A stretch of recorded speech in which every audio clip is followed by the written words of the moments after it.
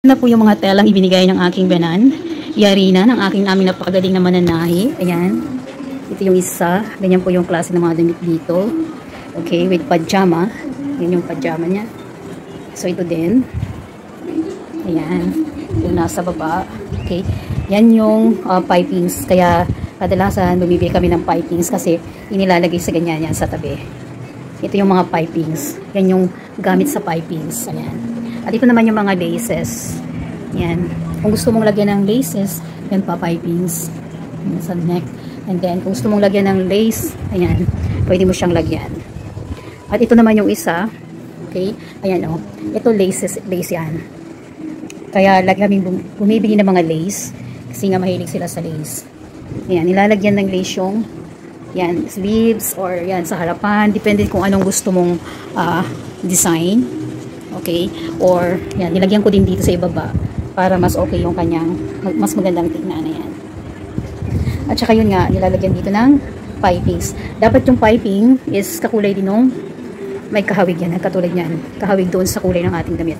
So, ito din, tulad nito. Ito naman silk. Right? So, nilagyan siya ng piping sa loob.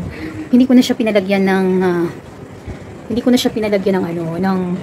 ng pipings dito sa liig. O kaya ay lace kasi nga masyado ng maraming design, di ba? Yan o, bulaklakan yan. Bulaklakan na yan. Kasi nga bulaklakan na, so hindi na kailangan natin yan ng lace. Ito ay bahawal por na tela. Yan, nilalagyan siya na, ito yung gamit ng mga lace. Ayan. Yan po, kaya bumibili kami ng lace. Ayan, so ang lace, ang price ng lace depende kung anong klase ng lace ang bibilin mo. Yan.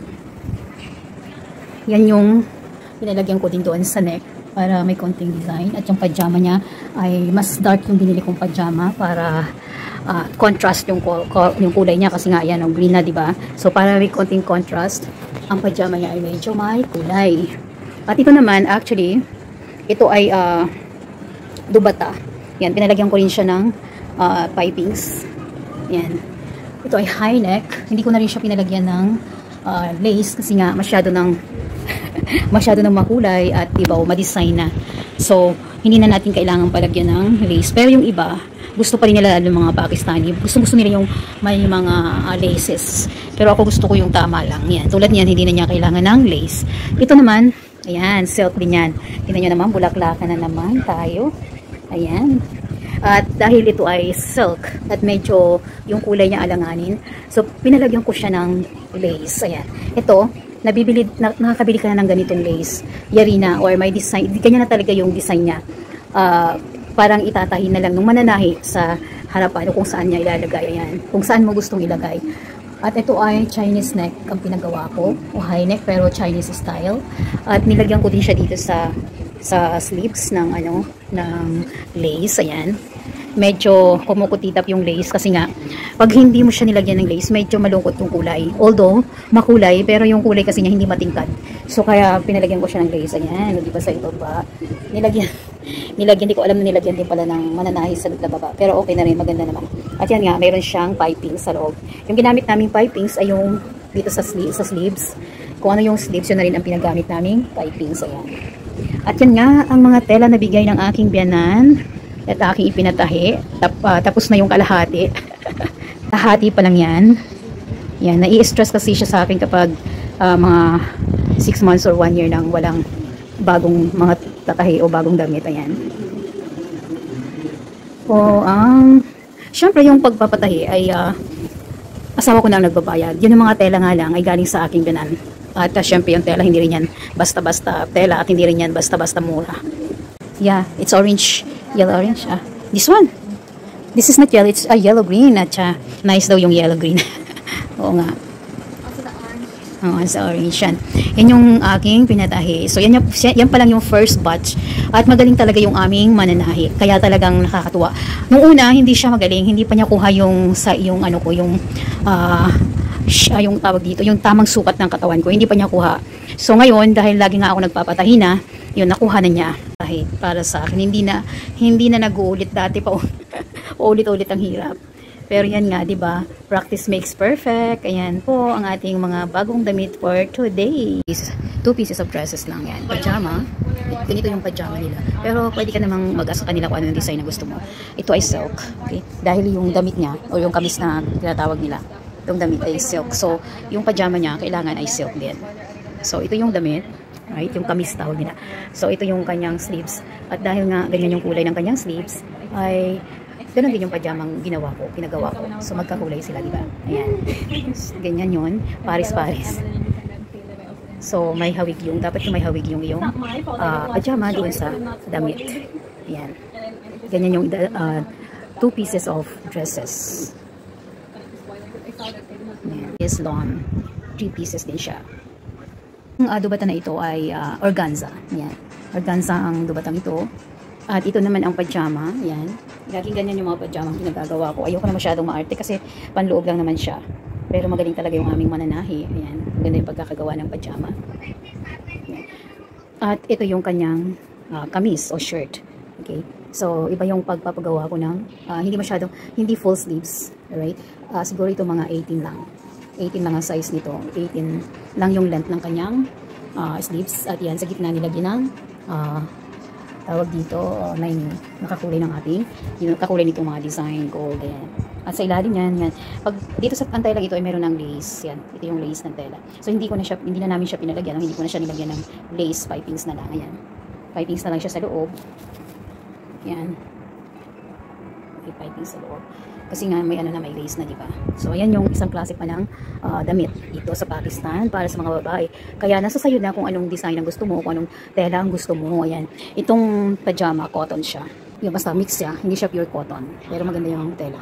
At so, ito naman, ang telang ito ay silk. Okay? Bulaklakan. Bulaklak yung kadalasang design ng silk. Kung hindi bulaklakan ay plain o kaya naman ay abstract. O kaya faded colors. So, nasa sayo na. Pero mas maganda kasi kapag bulaklakan yung design ng silk. At dahil manipis nga, di ba, ang silk at magaan ang tela, kailangan nating lagyan talaga ng piping. Ayan, may piping yan. At hindi na yan nilagyan ng, hindi ko na pinalagyan ng laces kasi nga ma-design na, masyado nang ma-design, mag-over na tayo. At katulad ng kulay ng damit, ang ating dubata. Ayan, may pipings din siya. Ayan, magkakulay sila. Magkahawig talaga sila. Ang shirt o kamis, full sleeve yan. At ang ating dubata. Ayan, ang dubata. Ang dubata po yung ating kinukover sa ating ulo o kaya sa harapan. Ayan. Pero dito kasi sa Pakistan parang ginagawang pan-design na lang nila sa damit. At ang ating pajama ay silk din. Ayan. Silk din yung ating pajama. Ito ay 3 pieces. Same design ng aking pajama. Ayan. Hindi, tulad nga sinabi ko, hindi ako masyadong nagdi-design sa pajama kasi pajama naman yan, hindi nakikita sa loob ng ating damit unless ang damit mo ay maikli. Pero kung mahaba naman kasi yung damit ko, so hindi na kailangan. Mas gusto ko to para kapag sinuot sa bahay, mas comfortable ako. Ayan ang 3 pieces na silk dress. Okay, pieces na tinatawag nila. Okay, may kamis, may pajama. So ito yung dubata. Ayan, mayroon yung mga laces at syempre may pipings kasi ito ay net. Kailangan may pipings para hindi masira yung ating damit o yung tela. Ayan, may pipings at mayroong lace. Net yan. Okay. Pero ito ay hindi handmade. Ito ay machine made. Maganda, diba? Tela. Yan. Net yung tela niya. Ito yung dubata. Hindi ko lang alam kung gaano kahaba yan. Pero siguradong mahaba yan. At ito naman ang pajama. Maganda yung pagkakatahe. Magandang yung aming mananahi. Pero tulad ng sinabi ko, ang pajama naman pwedeng mag-request ka kung anong design ang gusto mo. Pero ako, hindi na ako masyadong nag-request kasi sa panloob lang din naman yan. Yan yung pajama. Maganda yung pagkakatahe. At ito naman yung long gown yung pinagawa ko, long dress yung pinagawa ko. Ayan. Dahil nga net siya, net. So pinalagyan ko ng piping sa loob. May pagyan natin ng piping sa loob. Yung pipings dapat ay kahawig din o kakulay ng ating damit. Para hindi halata yung tinan nyo. May piping siya sa loob. Okay, so nilagyan din ng lace sa tabi. Okay. Yung mga damit nila actually, may mga dito sa tabi ng ating, sa tabi, mayroong mga cut yan. Ganyan. Kasi may pajama, di ba? So, ikaw, nasa sayo kung gaano kahaba yung cut na gusto mo. From dito sa kulikili, pababa, bahala ka na kung gaano kahaba ang gusto mo. Ayan. May cut yan dyan. Pipings at lace. So, pag wala siyang pipings, ganito siya. Net kasi. Yan, net. So, kailangan talaga may pipings. Magiging sityo kasi siya. Ayan. Ito naman yung neck. Pinalagyan ng dito, laces. Ayan, may pipings. Yan yung 3 pieces ng damit. pwede mo siya isuot ay, wala lang, kung bahay lang. Pinas, kapag ang suot mo ay bulaklakan, ang tanong sa iyo, bakit suot mo ang damit o ang kortina nyo? Dito sa Pakistan, usong-uso po ang bulaklakan. Ayan, tulad nito mga damit kong ito, na pinatahi at telang bigay ng aking biyanan. Ayan, tapos na. Napakaganda naman ang pagkatahi, pagkagaling ng aming mananahi. Talaga ako ay satisfied na satisfied. Ayan ang makukulay at bulaklakang kasuotan dito sa Pakistan. Silk po yan, silk po ang mga fabric na yan.